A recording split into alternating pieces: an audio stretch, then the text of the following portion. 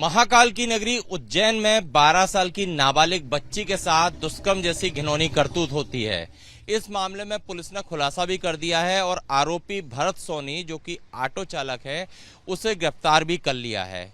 फिलहाल मैं भरत सोनी जो है उसके घर पर हूँ, परिवार के साथ हूँ, पिता के साथ हूँ। भरत सोनी के और उनकी माताजी भी हैं यहाँ पर।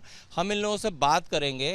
भरत सोनी के जो पिता हैं उनसे बात करता हूँ। सर, अगर आपका जो बेटा है भरत सोनी, जैसा कि पुलिस का दावा भी है, पुलिस के पास तमाम एविडेंस भी हैं, सबूत भी हैं, वो ये कह रहे हैं कि आपका जो बेटा है भरत सोनी, उसने एक मानसिक तौर पे कमजोर 12 साल की नाबालिग बच्ची के साथ ये घिनौनी करतूत की और उसे कड़ी से कड़ी सजा देने की बात मध्य प्रदेश सरकार कर रही है, शिवराज सिंह चौहान कर रहे हैं और तमाम जो लोग हैं वो कह रहे हैं कि ये करतूत काफ़ी घिनौनी है, कड़ी सजा मिलना चाहिए। आप क्या कहेंगे? वो सर ऐसा है कि बच्ची के साथ में तो गलत तो हुआ है। बच्ची मेरी हो या किसी की भी हो, ये तो भारत की नागरिक की बच्ची है। वो उसके साथ में बहुत गलत काम हुआ सर, ऐसा होना नहीं था, बाकी गलत काम हुआ। और अगर इसमें अगर किसी ने किया है तो उसको तो छोड़ने का काम ही नहीं है, उसको तो तुरंत सज़ा मिलना चाहिए, उसको जल्दी से जल्दी मिलना चाहिए।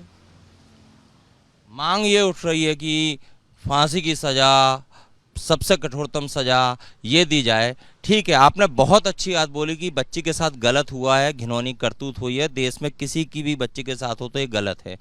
बहुत बड़े दिल और बहुत कठोर दिल के साथ आप ये बोल पा रहे होंगे क्योंकि आरोपी आपका ही बेटा है। अब कई लोग, चाहे धीरेन्द्र कृष्ण शास्त्री हों बागेश्वर धाम के, वो कह रहे हैं कि ऐसे व्यक्ति को जीने का अधिकार नहीं है, कठोर सजा दी जानी चाहिए। आप पिता से हटके एक नागरिक के नाते क्या मांग करेंगे, क्या कहेंगे? भाई मैं तो यही कहूँगा कि उसको कहाँ रखेंगे, उस अपराधी को कहाँ रखेंगे? कौन रखेगा? कौन समाज रखेगा उसको? ये समाज में रहने लायक थोड़ी है सर। नहीं, इसको समाज में रहने का कोई अधिकार ही नहीं है सर। तो फांसी की सज़ा होनी चाहिए, ये बोलूँगा मैं।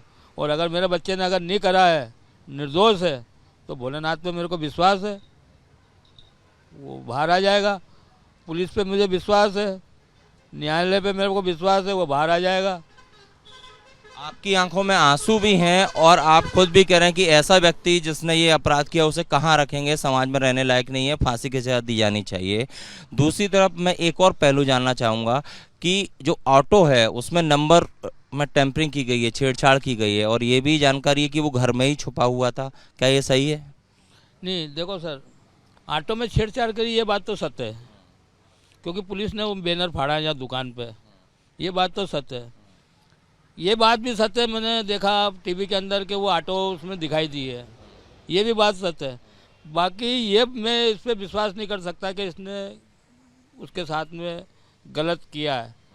सहयोग जरूर इसका उन अपराधियों के साथ में होगा, ये बात सत्य है।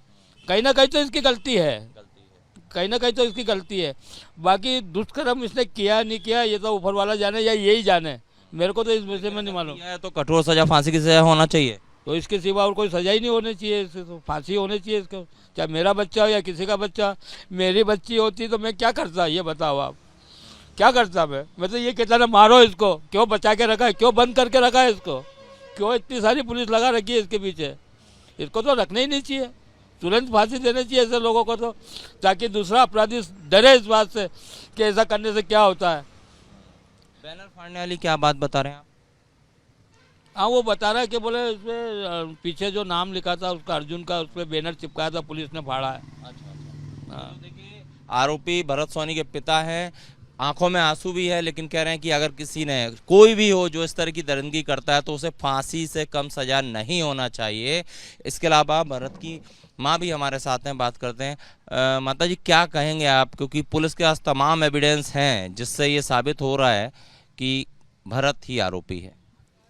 नहीं सर, मेरे को नहीं लगता ऐसा कि ऐसा कुछ करा, मेरे को विश्वास नहीं होता बिल्कुल।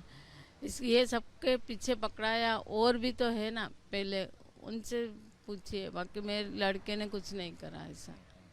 अगर लेकिन जांच में ये आता है, पुलिस की अभी तक जो पहलू और जो सबूत मिले हैं उसमें ये आ जाता है, प्रूफ हो जाता है, तब सजा होना चाहिए।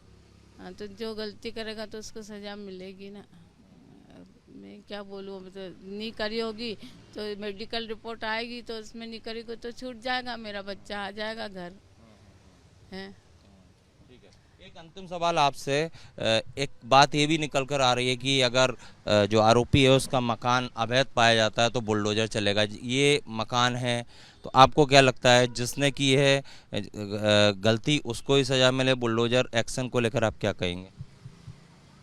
मैंने तो बच्चे को कोई शिक्षा ऐसी दी नहीं थी सर कि तू ऐसा कर, और अगर मुझे मालूम होता ऐसा तो मैं ये होने ही नहीं देता। मैं या तो पुलिस में बंद करा देता इसको या तो मार देता मैं इसको। मैं ऐसा नहीं होने देता, क्योंकि मैं एक के पीछे मेरे छोटे छोटे बच्चे और है, पोता पोती है, लाड़ी है मेरी, दो लाड़ी। मैं इनको लेके कहाँ जाऊँगा? गरीब आदमी हूँ सर। मेरे पिताजी भी झुग्गी झोपड़ी में रह के मर गए, मैं भी झुग्गी झोपड़ी में रहता हूँ ना। मेरी किसी परिवार में किसी की नौकरी है, मजदूरी करते साहब, मजदूरी करके खाते। हमने तो ऐसा काम सिखाया नहीं उसको, और ना हम ऐसा चाहते हैं, ना हम इससे ऐसे लोगों का साथ देते हैं।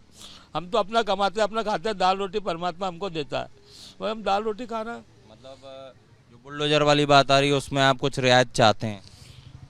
कहाँ जाएंगे साहब, कहाँ जाएंगे? यहाँ नहीं तो और कहीं जाएंगे? ये फिर मर जाएंगे, क्या करेंगे बताओ आप? कहीं तो जाएंगे, किसी का घर पे ताला तोड़ के तो घुस तो जाएंगे नहीं। रहेंगे तो जमीन पे अधिकार तो हमारा भी है, पृथ्वी पे रहते तो 6 फीट 7 फीट की जगह तो हमारे को मिलना चाहिए ना। तो उसी हिसाब से हमको कहीं भी जगह दे दो, यहाँ से तोड़ोगे तो दूसरी जगह दो, कहीं तो दो आप। बहुत बड़ी बात कही है भरत सोनी के पिता ने। इनका साफ तौर पर कहना है कि कोई भी शख्स हो इस पृथ्वी पर, इस देश में, अगर इस तरह की मासूम बच्ची के साथ ऐसी घटना होती है तो आरोपी को कठोरतम सजा होना चाहिए, भले ही वो इनका बेटा ही क्यों ना हो। फांसी की सजा की मांग इन्होंने की है कि अगर पर्याप्त सबूत है तो उसे फांसी की सजा दे दी जाए। कैमरामैन संजय अंकिल के साथ Satya Vijay Singh, Republic Media Network, Ujjain.